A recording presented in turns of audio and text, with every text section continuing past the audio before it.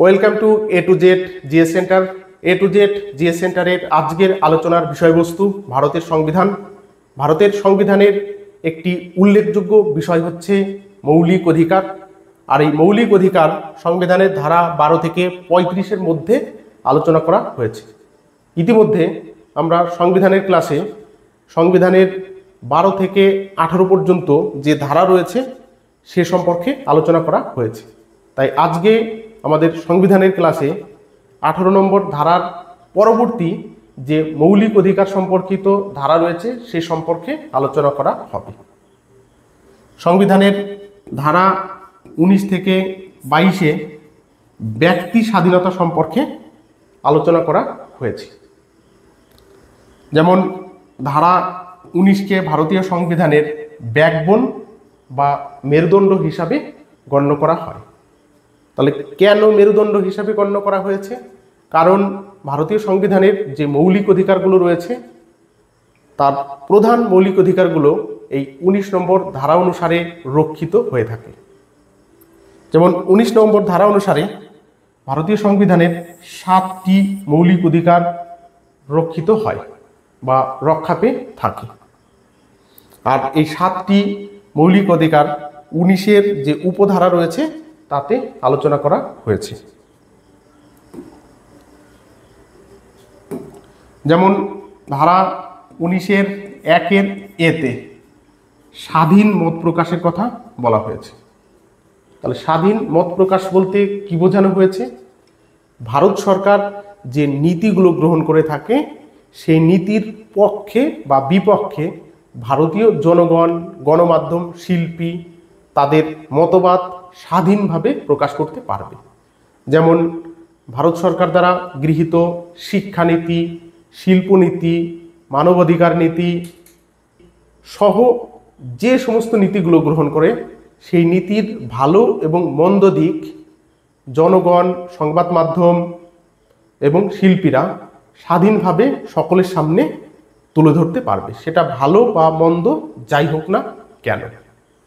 তবে 19-এর 1-এর এ অনুসারে সমস্ত বিষয়কে আমরা সমালোচনা করতে পারি না। তাহলে সেই রকম কিছু বিষয় রয়েছে, যেমন কোর্ট থেকে যে অর্ডার দেবে সেই অর্ডারের সমালোচনা আমরা করতে পারবো না। দেশের মোরাল নষ্ট হবে এই ধরনের আলোচনা বা প্রতিবাদ আমরা করতে পারবো না। অথবা দেশের গোপনীয়তা নষ্ট হবে এই ধরনের কথাবার্তা আমরা সকলের সামনে বলতে পারবো না। অথবা বৈদেশিক সম্পর্ক নষ্ট হবে এই ধরনের আলোচনাও আমরা ওপেনে করতে পারবো না। অথবা সাম্প্রদায়িক দাঙ্গা হতে পারে এই ধরনের কথাবার্তাও আমরা বলতে পারবো না। তাহলে আমাদের মত প্রকাশের স্বাধীনতা রয়েছে ঠিকই, কিন্তু কোনো কোনো ক্ষেত্রে রেস্ট্রিকশনও রয়েছে বা সেই সম্পর্কে আমাদের মত প্রকাশের অধিকারকে বঞ্চিত করা হয়েছে দেশের স্বার্থে। উপধারা 19-এর 1-এর বিতে সভা সমিতি করার কথা বলা হয়েছে। অর্থাৎ ভারতীয় জনগণ কোনো দাবি দেওয়ার জন্য শান্তিপূর্ণভাবে সভা করতে পারবে, মিছিল করতে পারবে, র্যালি করতে পারবে এবং জনসমাবেশ করতে পারবে। এটি তাদের মৌলিক অধিকার। আর এই মৌলিক অধিকার দেওয়া হয়েছে উপধারা 19-এর 1-এর বি অনুসারে। এছাড়াও উপধারা 19-এর 1-এর সিতে সংগঠন তৈরি করার কথা বলা হয়েছে। অর্থাৎ ভারতের যে কোনো নাগরিক যে কোনো সংগঠন তারা তৈরি করতে পারে। যেমন কৃষক সংগঠন, শ্রমিক সংগঠন, ছাত্র সংগঠন, নাট্য সংগঠন, রাজনৈতিক দল গঠন ইত্যাদি কাজগুলো করতে পারে। যেমন ভারতে বর্তমানে বিভিন্ন রাজনৈতিক দল রয়েছে, BJP, Congress, TMC, CPIM, RJD, JDU সহ বিভিন্ন রাজনৈতিক দল রয়েছে। তাই ভারতের কোনো জনগণ যদি চায় সে নতুন একটি দল তৈরি করবে তাহলে সে অবশ্যই দল তৈরি করতে পারবে। তাহলে কোন ধারা অনুসারে? উপধারা 19-এর 1-এর সি অনুসারে। এতে সংগঠন তৈরি করার স্বাধীনতা দেওয়া হয়েছে ভারতের প্রত্যেকটি নাগরিককে। উপধারা 19-এর 1-এর ডিতে চলাফেরার কথা বলা হয়েছে। অর্থাৎ ভারতের প্রতিটি নাগরিক ভারতের প্রত্যেকটি রাজ্যের প্রতিটি স্থানে স্বাধীনভাবে ট্রেনে, বাসে, বিমানে বা ব্যক্তিগত যানবাহনের মাধ্যমে যাতায়াত বা চলাফেরা করতে পারবে। তবে এক্ষেত্রেও দেশের স্বার্থের কারণে কিছু ব্যতিক্রম রয়েছে এবং কিছু কিছু ক্ষেত্রে আমরা চলাফেরা করতে পারি না বা সেখানে যাতায়াত করতে পারি না। যেমন আর্মি দ্বারা নিয়ন্ত্রিত অঞ্চলে দেশের সুরক্ষার জন্য আমরা সেখানে যাতায়াত করতে পারবো না, অথবা সংরক্ষিত এরিয়া সেইখানে আমরা যাতায়াত করতে পারবো না, অথবা সংক্রমিত রোগ ছড়াতে পারে এই রকম এরিয়াতেও আমরা স্বাধীনভাবে যাতায়াত করতে পারবো না, অথবা প্রাকৃতিক দুর্যোগ হতে পারে সেখানেও আমাদের স্বাধীনভাবে যাতায়াতে নিষিদ্ধ করা হয়েছে, অথবা জঙ্গিদের সংঘর্ষপূর্ণ এরিয়া যেখানে প্রাণের সংশয় হতে পারে সেইখানেও আমাদের স্বাধীনভাবে যাতায়াতে বাধা সৃষ্টি করা হয়েছে। তাই এখানে আমরা কি বুঝলাম যে আমাদের চলাফেরা করার স্বাধীনতা রয়েছে, কিন্তু বিশেষ বিশেষ ক্ষেত্র রয়েছে, সেই বিশেষ ক্ষেত্রগুলো বাদে আমরা সকল জায়গায় স্বাধীনভাবে যাতায়াত করতে পারব। আর সেই অধিকার আমাদের দিয়েছে উপধারা 19(1)(d)। এরপরে রয়েছে উপধারা 19(1)(e)। বসতি স্থাপনের কথা বলা হয়েছে। বসতি স্থাপন বলতে কি বোঝানো হয়েছে? ভারতের প্রতিটি নাগরিক ভারতের যে কোনো রাজ্যের যে কোনো স্থানে বসতি স্থাপন করতে পারে। অর্থাৎ সেখানে জমি কিনে বাড়ি তৈরি করতে পারে, অথবা বাড়ি কিনতে পারে, অথবা ভাড়ায় থাকতে পারে, অথবা কোনো আত্মীয় বাড়িতেও থাকতে পারে। এটা হচ্ছে আমাদের মৌলিক অধিকার। আর এই মৌলিক অধিকার কে দান করেছে? 19(1)(e) উপধারা। তবে এই ক্ষেত্রেও কিছু রেস্ট্রিকশন রয়েছে, যেমন বিবাদিত জমি বা অবৈধভাবে দখলকৃত জমিতে আমরা বাড়ি তৈরি করতে পারি না, অথবা উপজাতি অধ্যুষিত এরিয়া সেইখানেও আমরা বাড়ি নির্মাণ করতে পারি না, অথবা সংরক্ষিত এলাকা সেখানেও আমরা বাড়ি নির্মাণ করতে পারি না। এর উদাহরণ রয়েছে, যেমন 370 ধারা লোপ পাওয়ার আগে কাশ্মীরে ভারতের অন্য প্রান্তের লোক জমি কিনে বাড়ি করতে পারতো না, কিন্তু বর্তমানে 370 ধারা উঠে যাওয়ার পর সেই রকম রেস্ট্রিকশন আর নেই। তবে এই রেস্ট্রিকশন রয়েছে উত্তর পূর্ব ভারতের কিছু রাজ্যে, যেমন মিজোরাম, মণিপুর, অরুণাচল প্রদেশ। এই রাজ্যগুলোর কোনো কোনো এরিয়া আছে যে এরিয়াগুলো সংরক্ষিত, সেইখানে ভারতের অন্যান্য প্রান্তের লোক গিয়ে জমি কিনে বাড়ি করতে পারবে না। তাহলে আমরা এখানে কি পেলাম? যে আমাদের ভারতের সমস্ত জায়গায় বসতি স্থাপনের স্বাধীনতা রয়েছে, কিন্তু কোনো কোনো বিশেষ ক্ষেত্র রয়েছে সেখানে আমরা বসতি স্থাপন করতে পারবো না। উপধারা 19(1)(f) সম্পত্তির অধিকারের কথা বলা হয়েছে। সম্পত্তির অধিকার মৌলিক অধিকার বর্তমানে আর নেই। 1978 খ্রিস্টাব্দে, কত খ্রিস্টাব্দে? 1978 খ্রিস্টাব্দে সংবিধানের 44তম সংশোধন করা হয়। আর এই 44তম সংশোধনের মাধ্যমে সম্পত্তির মৌলিক অধিকারকে বাতিল বলে ঘোষণা করা হয়েছে। এর কারণ কি? এর কারণ হচ্ছে সরকার তাদের উন্নয়নমূলক বিভিন্ন কাজের জন্য জমি অধিগ্রহণের দরকার হতো, আর সেক্ষেত্রে জমি যেহেতু মৌলিক অধিকার ছিল তাই সেই জমি সহজে অধিগ্রহণ করতে পারতো না। ফলে কোনো বিমানবন্দর নির্মাণ, রেলপথ নির্মাণ, শিল্প কলকারখানা নির্মাণ বা সড়কপথ নির্মাণের জন্য জমি পাওয়া যেত না।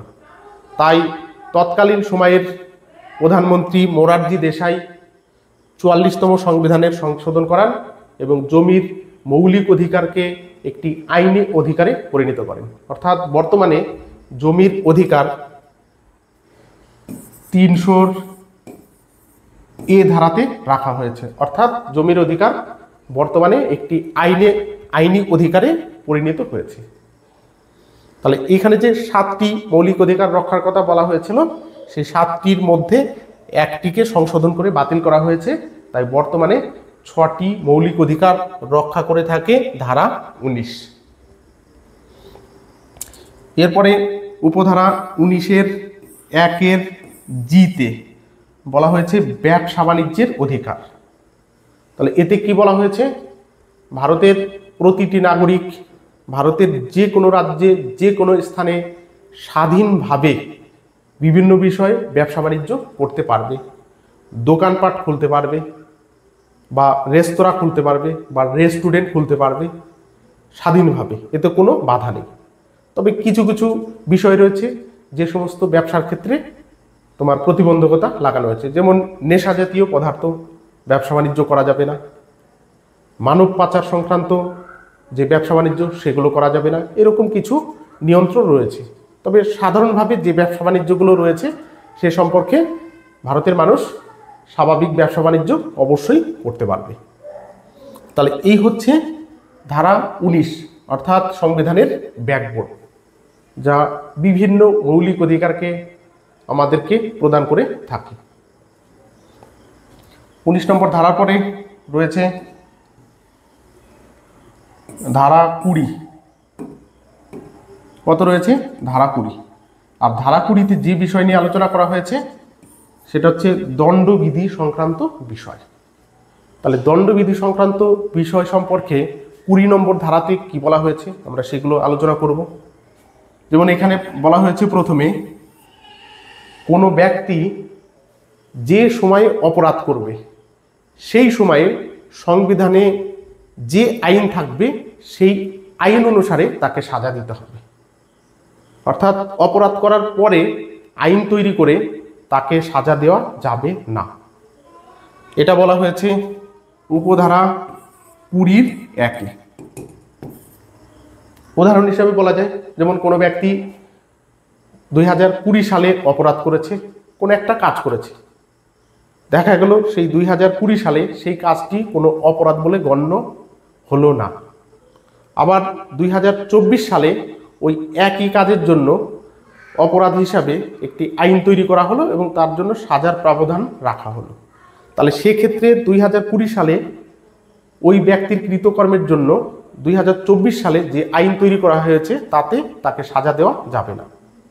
অর্থাৎ 2024 সালের পরে, অর্থাৎ আইন তৈরি করার পরে কেউ যদি ওই কাজ করে তাহলে সে সাজা পাবে।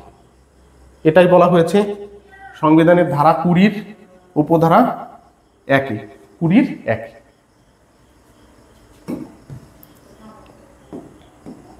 এছাড়া উপধারা 20(2)-এ বলা হয়েছে কোনো একজন অপরাধী তার অপরাধ কর্মের জন্য একবারই সাজা পাবে। অর্থাৎ একটি অপরাধের জন্য সে একটি মাত্র সাজা পাবে। একটি অপরাধের জন্য তাকে একাধিক সাজা কখনোই দেয়া যাবে না। এটাই বলা হয়েছে উপধারা 20(2)-এ। উপধারা 20(3)-এ বলা হয়েছে স্ববিরোধী সাক্ষ্য দেওয়া যাবে না। অর্থাৎ অপরাধী তার নিজের বিরুদ্ধেই নিজে সাক্ষ্য দিতে পারবে না। এটাকে নিষিদ্ধ করা হয়েছে 20(3)-এ। এছাড়া দণ্ডবিধি সংক্রান্ত যে বিষয় রয়েছে তাতে বলা হয়েছে কোনো একজন অপরাধী যতক্ষণ পর্যন্ত কোর্টে তার অপরাধ প্রমাণ হয় তার আগে পর্যন্ত তাকে অপরাধী বলা যাবে না। এটা 20 নম্বর অনুচ্ছেদ অনুসারে বলা হয়েছে। অর্থাৎ কি বলা হলো, কেউ অপরাধ করলে যতক্ষণ না কোর্ট তাকে সাজা দেবে বা সাজা ঘোষণা করবে তার আগে পর্যন্ত তাকে অপরাধী বলা যাবে না। এটা হচ্ছে ভারতের যে দণ্ডবিধি সংক্রান্ত বিষয়, যা 20 নম্বর ধারায় আলোচনা করা হয়েছে। তাহলে আজকের মতো সংবিধানের ক্লাস এখানে সমাপ্ত করা হচ্ছে। তবে যারা এখনো আমাদের A to Z GS সেন্টারটি সাবস্ক্রাইব করেনি তারা অবশ্যই চ্যানেলটি সাবস্ক্রাইব করবে, কারণ আমাদের চ্যানেলে সংবিধান ছাড়াও বিভিন্ন সাবজেক্টের মাল্টিপল চয়েস, ব্যাখ্যামূলক এবং কনসেপচুয়াল বিভিন্ন ক্লাস দেওয়া হয়ে থাকে। সবাইকে ধন্যবাদ।